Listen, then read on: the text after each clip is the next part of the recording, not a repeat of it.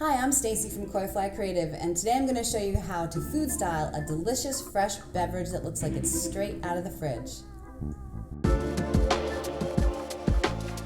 We're going to make this bottle look like it came fresh out of the fridge with a little bit of natural looking condensation. You need a beer bottle, oil spray, Caro syrup in 2 mixtures, one in a spray bottle and one in a bowl.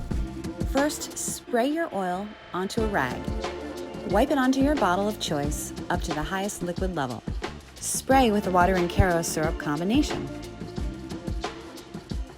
You can stir Caro syrup and water with a brush. Then spritz the bottle or glass with the brush and Caro water combination. Then fill your glass with your beverage of choice. So that's how you food style a beverage that looks straight out of the fridge all day long, even during an 8 to 10 hour shoot.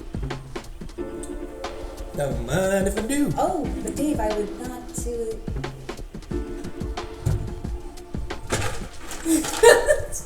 That's warm. That's really warm.